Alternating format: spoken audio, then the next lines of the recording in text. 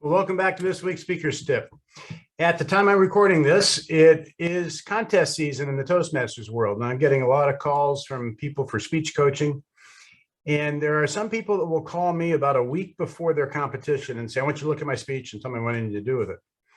And I look at their speech and it needs a lot of work. And there's a point I really make with people and this is a general speaking tip that I think you can apply to any type of speaking.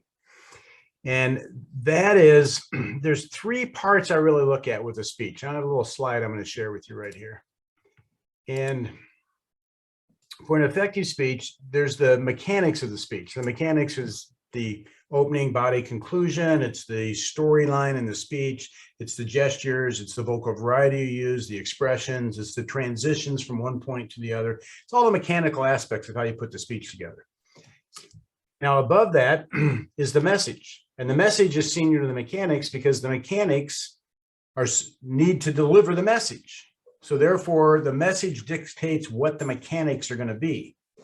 But senior to the message is something I call our life force. It's our life energy. And speaking requires a lot of life energy. And we can call this emotional energy or spiritual energy. It's not jumping around on stage energy. That's physical energy. It is the energy that we imbue into our words. We imbue into the intention. It's the energy that we have to fill the room up with our presence.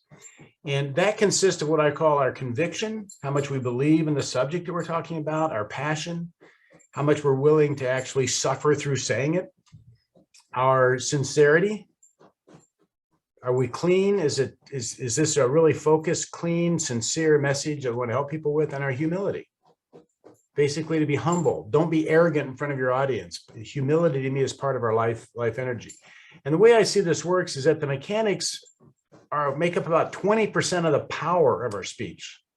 The message makes up about 30%. If you have a really powerful message and poor mechanics, you have a stronger speech than a great mechanics and a poor message. But our life force, our life energy makes up 50% of the power of our speech. Now, these are my numbers. This is what I focus on. So you're not going to find this, I don't think, anyplace else. So either believe me or you don't. And what happens is our life energy, our life force pushes the message of the speech out through the mechanics. So right here, we have a question. So let's just say that the mechanics aren't great. Do we change the mechanics? And by changing the mechanics, lower our life force? I'm going to pop out here so I can see it. So one of the things that's really important in a speech is to be able to deliver the speech without reservation or hesitation on your part. You know what you're saying. You can focus on the audience. You're not looking for your words and trying to remember what the next line is. And you're not concerned that you're going to lose your way or forget part of your speech. So you can look at the audience without hesitation, without reservation, which means your life energy is pouring on to the audience as you're talking to them.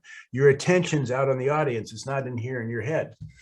So when I get people that contact me a week before their speech and I look at their speech and I go, as my grandmother would say, God bless you for putting a speech together. One of the other things I typically say, because as you know, I competed for 13 years and I've lost speech contests about every way you can lose one. I said, oh yeah, I used to lose speech contests with speech like this all the time.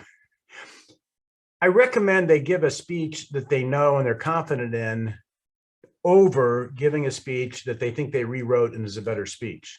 Perhaps you were able to improve the mechanics, but you're not up to speed on those mechanics yet, that writing of the speech. You've made changes in the speech, you're not familiar with it. Therefore, you have hesitation, you have reservation on delivering that. You're cutting your life energy down. It's better to give a weaker speech with strong life energy than it is to give a stronger mechanic with weaker life energy. So when I get people to contact me a week before, I'll look at their speech and I'll say, go ahead and give this speech at the competition, unless there's one or two little tweaks I can make in it. You're better off giving a speech you know than a speech you don't know. That's the simplicity. That's my tip for this week.